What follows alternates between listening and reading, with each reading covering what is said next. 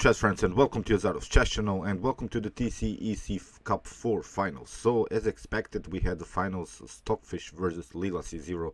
These are really the two top engines now these days, and I think they're really the best engines because Ellenstein was out in the semi-finals, and although Ellenstein played this final between against Stockfish in the TCEC season 16 final, well, I still think that Leela C Zero is much stronger, and the problem about this TCEC season 16, as I said in my previous videos, was that Leela C Zero played too many draws, and that's why I think that this format of this KO system fits really for Leela C Zero. So basically, Leela is unbeaten, but of course has troubles to win its own games. That's why this KO format, in which you basically have to defeat one particular opponent, I think it fits for Leela C Zero, and it fits also for Ellenstein because Ellenstein won many games in the TCEC season 16.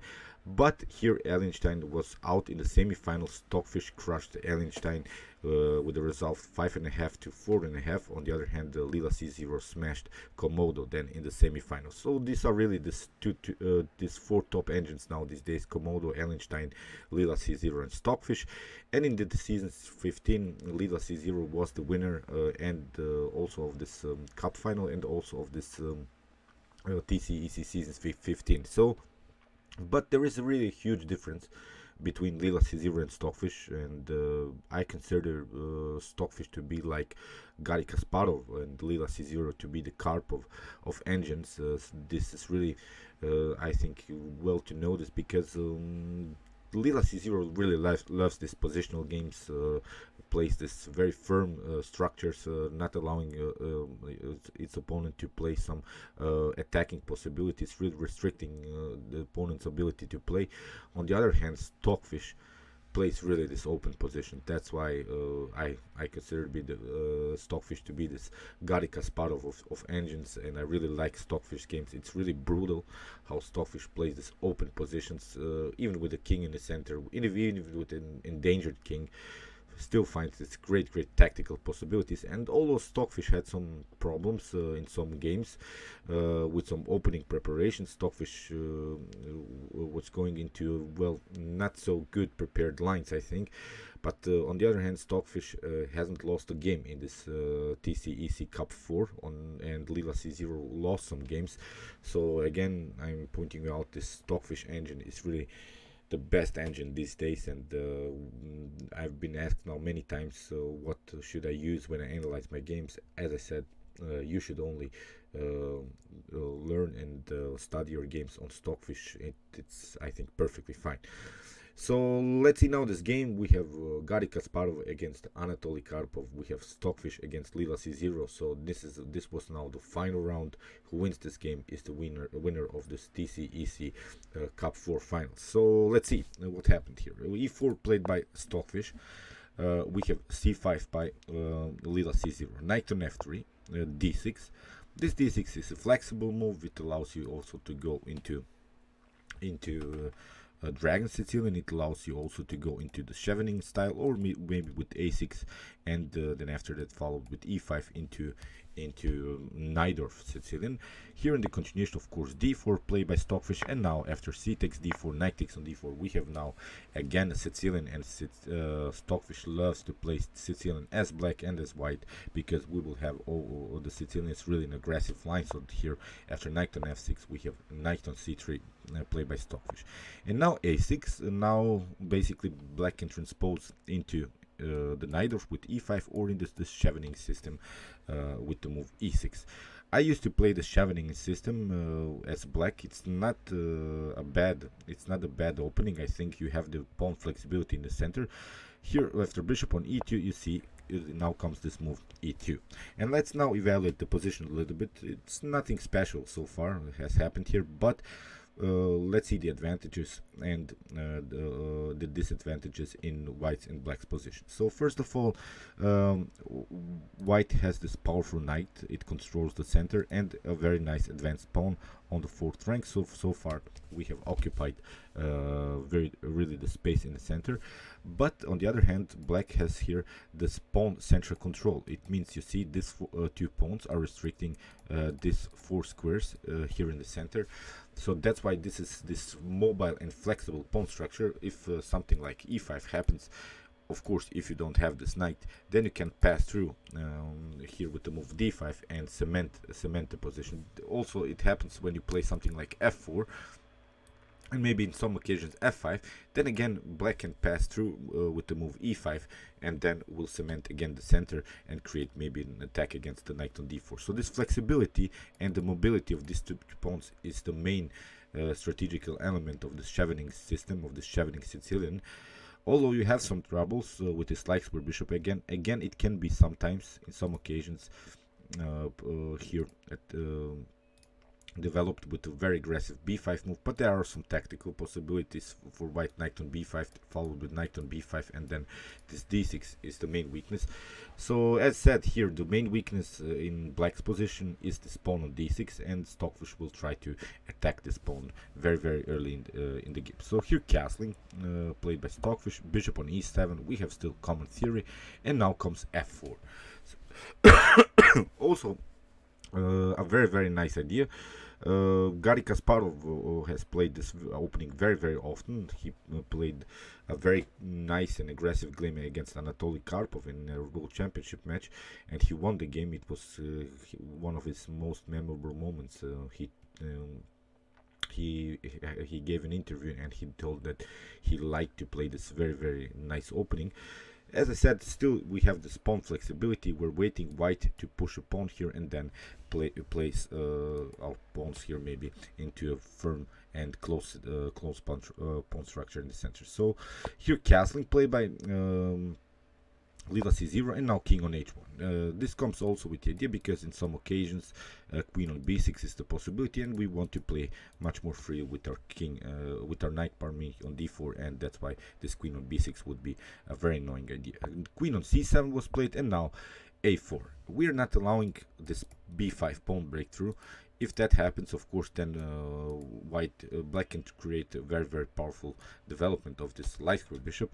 If you try b6, then after bishop on e3, you're leaving also this b6 weak. So this is also sometimes a problem in the chevening system. When you develop your light square bishop like this, then the b6 weakness is always something that you have to worry about. So that's why here knight on c6 first was played. Knight on c6 doesn't bring you so much because we have b takes on c6, and now you have rook on b8. You have an open file here for the rook, and you can also try some pawn breakthroughs with the move d5 or even e5 or even c5 if the position allows it. So this would be a very good position for black with his 3 centralized pawns. So that's why here after knight on c6, Stockfish simply continues to attack. Bishop on e3 development, and here after knight on d4, it's not such a good position, I think, for black, because we're having now this very well centralized bishop, and again you see it has good diagonal. So that's why if you could just compare these two activities, this bishop and this bishop, of course white has a decisive advantage here. So here bishop on rook on e8 was played, and this was now, I think, maybe Leela C Zero's first inaccuracy. It's not a problem, it's still common theory, but you'll see how Stockfish would use now this moment, because Leela C Zero played very passive. The idea of blacks is always sometimes to simplify the position here with the move e5, and here you have to retreat with the knight on f3. If we take, of course, e takes f4, we have bishop on f4, and you see we can always close the position here with knight on e5. But now when you have played this move rook on e8, it leaves you now the opportunity to play bishop on f3, so you lost the tempo sort of. And now if you try here to push the pawn on e5, you see we can play knight on e2. We are having now this very nice square for our knight, and if you take now e takes f4, then we take knight takes on f4, you can still cement your knight on e5, but the problem is your weak square d5. So you see it's occupied with both of these knights, and I think this will be too much to handle here from a positional rational point of view, white will be completely winning, I think. Simply playing around this centralized knight would be the main idea. Maybe here create the pawn majority attack here with b3, c4 and similar ideas. Maybe even b4, c5. Simply playing, as I said, against on this centralized knight, on this outposted knight. So see, Stockfish uses this moment immediately and leaves now the bishop on f3, but the more important thing is that you have now the square on e2 to cement your knight, then after that on f4. So this e5 idea doesn't work anymore, so that's why Leela C Zero plays on another other idea, tries to maybe create finally this pawn breakthrough with b5, b5 and b4, but again it has to be more prepared. You see we have perfect control of this b5 with this two knights and this pawn on a4. So far Leela C Zero is a little bit pushed away.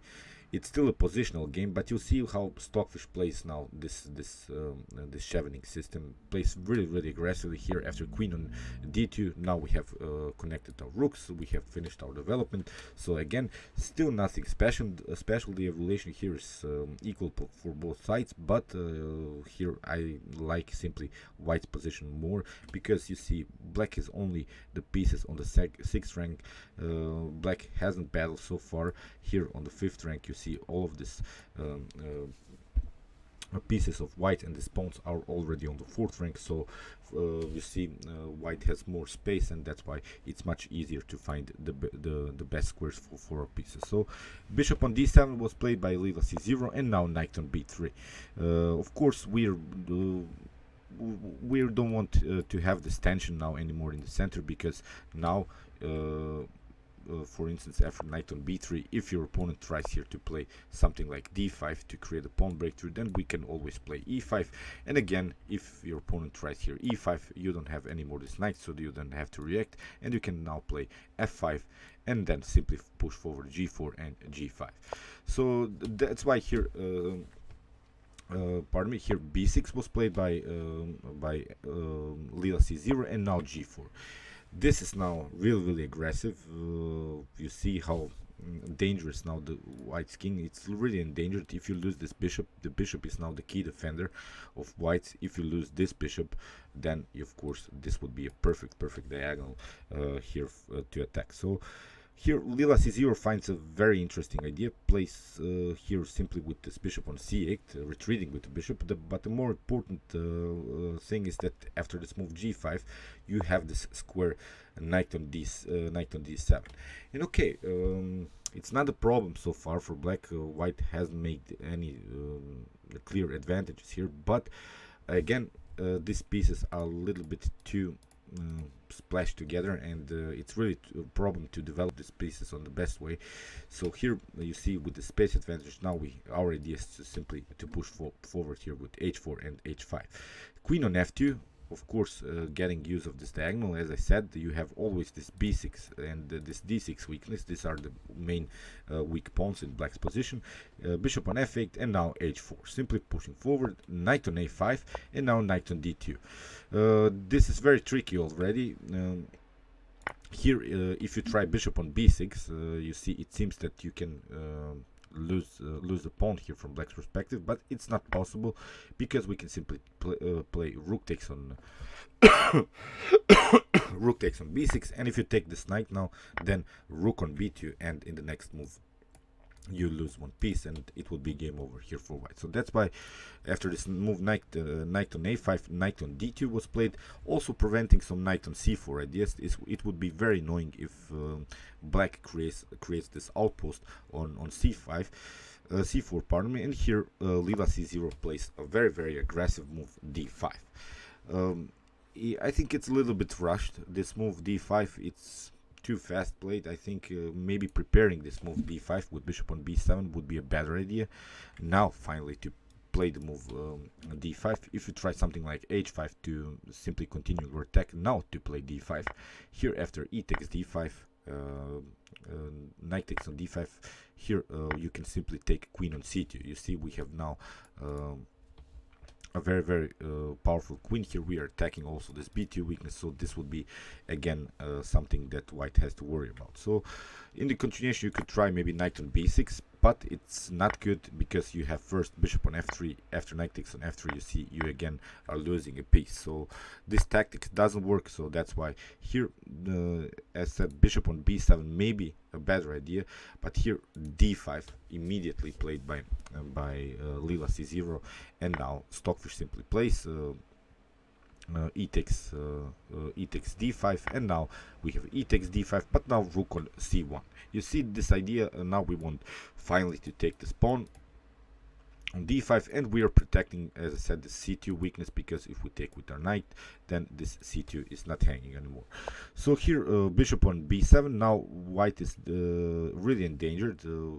Black is giving up here this light square bishop, but also of course wants to trade off white's light square bishop. Then the king on h1 would be really endangered with this holes in the position, with this light square weaknesses, because although you have made progress here with these 3 pawns, but you have also left some spaces behind. Here you see on the 3rd and 2nd rank, if the pieces get active somehow into the game. Of course, so far knight on e5 is not possible, but I just wanted to imagine a potential position if maybe blacks manage to get here on b4 and trade off here the light square bishops.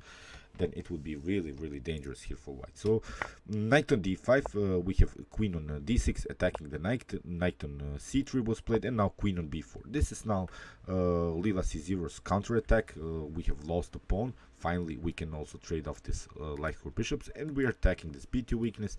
Basically, you cannot protect this b2. If you try b3, then you lose the knight on c3. And again, if you try something like rook on b1, it's a little bit too passive. With this rook on aiming on this e3, it's again very tricky. There is also this potential line after bishop on b7. You could try here rook on e3. It seems dangerous, but again white has some defensive resources. After queen on e3, if you try bishop on c5, we can take maybe this pawn on f4, but now bishop on g4 would be a counter-attack idea. And again, I don't know how this game would end, because still you have to play something like bishop queen on d6. But again, you could try maybe to go around a little bit with the bishop and try to create some dangerous checkmate threats. So as said, here after bishop on b7, we had the discontinuation, knight on c3, queen on b4, and now bishop takes on b7. We have knight takes on b7, and you see now this problems of white's, this light square weaknesses around white's king. And here knight on d5 was played. We have queen on b2, and now bishop on d4. The queen has to go somewhere. We have queen on a1, and now c4. So much trouble, you see, so many tactical possibilities. Now what Stockfish has accomplished here is this outpost the knight on d5. It's now already on the 5th rank, and this knight will be really dangerous in the continuation of the game. Knight from b to c5 was played, and now queen on g2. You have to protect now your light squares, because you have some light square problems, as I said. Here rook on c8 was played, and now h5, simply pushing forward. Knight on b3 was played, knight takes on b3, queen takes on b3, and now h6. You see, again we are opening now the position around the black's king. We have now the queen, which is a good defensive piece, but it's not that this queen is only a defensive piece. The queen is also an attacking piece. It creates some very annoying discovered attacks here on the g file. Rook on c4 was played after bishop on g7. Rook from c to e4 was played, and there is this tricky line. If you try to take bishop on g7, then we have knight on f6. This was a great tactical preparation here by Stockfish. You have to do something. If you go with the king on h8, of course we can take first this bishop. H takes g7. If you take, then we can take the rook. So here in this position, if you try to take out the knight on f6, then you see g takes f6, and it would be game over. You see, you cannot protect anymore. This bishop on g7, you're basically getting checkmated. You can prevent some with some moves that just bring the queen in between, but it's really a forced checkmate here. So tricky stuff here with this move bishop on g7. That's why rook from c to e4 was played, and now knight on c3, kicking away the rook. We have rook on c4, and now rook on b1. Queen on a3, and now knight on d5. Again, very important. You see, white's activity, piece activity is much more powerful. Here, queen on c5, and now bishop on f8. Finally, king takes on f8, and now rook on d4, d1, and protecting this knight on d5. Also, with the possibility to finally push this pawn on f5, but it has to be more prepared. You have some problems with some potential rook on h4 ideas. So, but this activity of this knight is really huge one. This piece is now the best piece on the board, and now black tried, of course, to bring another attacker into the game with here rook on e4, queen on f3, b5. You see, Leela C Zero is playing very actively here on the queen side with the move b5, trying to create a pass pawn. The pass pawn situation, it would be very tricky, because then you deflect your opponent's pieces on the other side of the board. Your opponent is really worried about the potential promotion here. And here 8x b5 was played, 8x b5, and now king on g2, improving the position of the king. You have to bring your king more glued together with the pieces, because the king was really a little bit loose. There were really some checkmate threats, even here with the rook on h4. The queen is cutting off this very important g1 square, so that's why here king on g2 perfectly fine. And now we come to this critical moment of the game. Here Leela C Zero, I think, makes the main inaccuracy mistake, you can call it like you want, but here queen on c6 was played, and it seems now, and the move c6 seems like after something like c6 seems like that you have some discovered attack here possibilities. You can finally trade off these queens, maybe play knight on b6. But let's see this possible continuation after rook on e1. You see, after rook takes on e1, rook takes on e1. This knight stays here in the center, and you cannot play knight on b6 because we can simply take. And if you take the queen, then you see queen on a8 is forced checkmate. So maybe a better idea is to play rook from c to d4 instead of queen on c4. Now you have to react. You have to play rook takes on d4. You have to take the rook after rook takes on d4. Now to play something like rook on d1 in order to keep your knight centralized. But now b4. Simply, as I said, one of the ideas can be just to push pawns, just to push the pawn forward. And now after queen takes on b3, again, okay, you have a good knight, but again you have to worry something about you have to worry about this b4 pawn. But as said, here queen on c6, allowing now Stockfish to again activate the pieces. Here rook on e1, rook takes on e1, and now rook on e1, and you see now this knight stays in the center. Rook on c1 was played, but now Stockfish is not interested to trade off this rooks. Rook on e3 was played, and now b4. Now it's not a problem anymore, this advanced pawn. We have now all of these pieces on the best squares, and here king on h3 was played, queen on c4. We are trying to get the queen somehow into the game, and now king on g3. Rook on a1 was played, and again, not the best move. Maybe trading off this queens would be the best idea, forcing now white finally to trade off the queens, simplify the position, and then maybe here after king on g4, f6 would be the idea. Simply after knight takes on f6, knight takes on f6, here we have g takes f6, and okay, maybe you have a pawn up, but these are double pawns. Still white has also to worry about this b4 pawn. Maybe this position could lead into a draw. Instead of that, as I said, rook on a1 was played, so Leela didn't play this queen on f1 at the end, and now Stockfish finds a very nice tactic, giving up the knight, because the threat is of course to play here this rook on e8 checkmate idea. So that's why you have to take. You cannot go also back with your rook on 8 because it's covered also by the queen and by the knight. So here queen takes on c7 was played, but now queen on e4, again threatening immediately checkmate. And again, you don't have these checks. You see the king, although is a little bit endangered here, but you don't have any more checks. You have maybe one check, rook on g1, but another problem, we have here the possibility to attack the rook, and again creating a checkmate here on e8. So knight on e5 was played. You see Leela C Zero tried to close the position. We have queen on b4 first taking out this very annoying pawn. Here queen on e7, and now queen takes on e7, king takes on e7, and now rook on e5. And in this position white has a completely winning endgame here. You have to have, of course, a good endgame technique, but of course Stockfish has that and won the game. Let's see now this very cool endgame technique by Stockfish. King on f8, we have king on b5. There's always this threat that you can play rook on b8 and then go behind and take this pawn. Then we would have a 3-on-1 situation, and basically what we want to do is to create connected pass pawns. These are the main endgame strategies here. Rook on a8, that's why it was played, and now we have f5.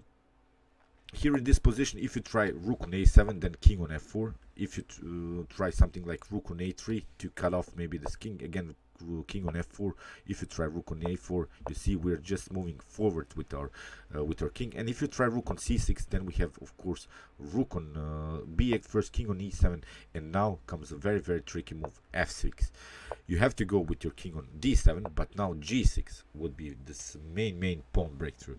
Let's see, if you try the check, not a problem, you have several checks, but if you take, then you see f7, and you cannot prevent white from promotion. The same idea if you take with the h pawn, again we can simply pass through, and here again this would be completely winning. So tricky stuff, this endgame strategy that Stockfish has played here. King on g8, that's why rook on b7, cutting off now finally this king. This king is lost here. You cannot play freely with your rook because there is always a checkmate threat on the 8th rank.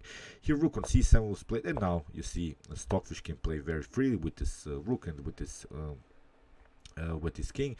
Rook on a7, and now rook on f8, and now king on e4, allowing now Stockfish to infiltrate with this king and go to f6. f6 was played. We have a very nice move, king on e6, and if you take f takes g5, it seems that you have maybe defended, but it's basically a forced checkmate sequence here. Here we have rook on g7, you have to go, and now the idea is to play f6. You see, after rook on d7, you can try rook on a6, but not a problem. Here we can simply push forward, f7. If you try to go forward, here we have first rook on d7, rook on d8, pardon me, rook on d8, and now in the next move you're gonna be checkmated. So that's why you see after this king on e6 you cannot take this pawn. So that's why Stockfish, Leela C Zero tried rook on e8, but not a problem. Again, rook on e7. If you take, then again you cannot take because we are passing through, and we have again a completely winning endgame here. So that's why rook on a8 was played, and now king on f6 in this position. Basically it's game over. You have now this 3-on-1 situation. You cannot prevent white anymore from promotion. Rook on f8, we have king on e5, rook on a8, but now g6, we have rook on a5, king on f6, rook on a8, and now rook on h7. You see we're losing another pawn. Here king on rook on a6, rook on g5, and now rook takes on g6. And in this position Leela C Zero resigned, because you can of course take with the pawn, and in the next move you can also create checkmate. So it's game over, as I said, and it was really, I think, a great endgame here by Stockfish. Leela C Zero made this slightly inaccuracies. In this game, I think Stockfish played only 1 or 2 inaccuracies. Leela C Zero made too many of them, and that's why she was on the losing side. Okay, congratulations to the developers of Stockfish. Stockfish is deserved, I think, to be now on the first place. Stockfish has won now the TCEC Season 16 and also this TCEC Cup 4. We'll see what will happen in the next seasons and in the next Cup finals. Stockfish is now, I think, really the best engine, and as I said, if you want to analyze or learn chess, you should really use it because it's really useful. Okay, meanwhile you can watch my other commented chess games played by computers, and you can also watch my best chess games of all time if you want to see the best chess games that have been ever played in chess history. And you can also subscribe to my channel if you like this content. Thanks you for watching, guys, and chess is the best, of course.